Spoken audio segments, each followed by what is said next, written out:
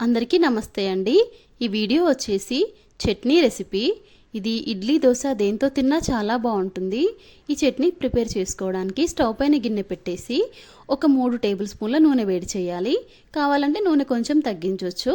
ఇప్పుడు నూనె వేడెక్కిన తర్వాత కొన్ని వెల్లుల్లి రెబ్బలు అలాగే కారానికి సరిపోను ఎండుమిర్చి వేయాలి। ఒక 2-3 నిమిషాల్లో అన్నీ మంచిగా వేగిపోతాయి। అప్పుడు తీసి ఒక ప్లేట్లో సెపరేట్గా పెట్టి చల్లార్చుకోవాలి। ఇప్పుడు అదే కళాయిలో పల్లీలు వేయాలి। ఒక అరకప్పు కన్నా కొంచెం తక్కువ ఉంటాయి ఇవి। ఇంకా సన్నని మంట మీద మంచిగా వేయించుకోవాలి। ఒక 3-4 నిమిషాలు టైం పడుతుంది।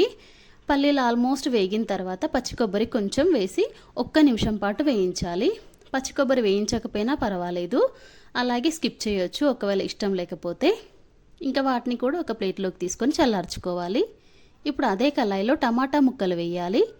ఒక 3 మీడియం సైజ్ టమాటాలు కట్ చేసి వేసాను।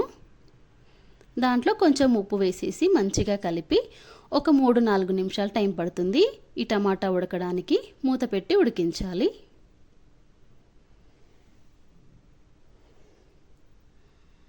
ఇంకా పచ్చి కొబ్బరి అనేది అయితే ఆప్షనల్ అండి, ఇష్టం లేకపోతే స్కిప్ చేయొచ్చు। అలాగే ఇష్టమైతే పుట్నాల పప్పు కూడా వేసుకోవచ్చు। ఇంకా టమాటా ఉడికిన తర్వాత స్టవ్ ఆఫ్ చేసి చల్లార్చుకోవాలి। ఇప్పుడు మిక్సీ జార్లో కొంచెం జీలకర్ర 1 టీ స్పూన్ దాకా తీసుకున్నాను। ఇప్పుడు దాంట్లో ఇందాక వేయించాం కదా పల్లీలు, పచ్చి కొబ్బరి, ఎండుమిర్చి అవన్నీ వేయాలి। అలాగే రుచికి సరిపోను ఉప్పు, టమాటాలో కూడా ఉప్పు వేసాం కాబట్టి చూసి వేసుకోవాలి। కొంచెం చింతపండు ఒకసారి కడిగి వేయాలి। అలాగే టమాటా పేస్ట్ ఇందాక ఉడికించాం కదా, ఆ టమాటా పేస్ట్ కూడా వేసి అవసరమైనంత నీళ్లు వేస్తూ మెత్తగా మిక్సీ పట్టుకోవాలి। గట్టిగా కావాలంటే గట్టిగా, కొంచెం లూజ్గా కావాలంటే లూజ్గా, మన ఇష్టము।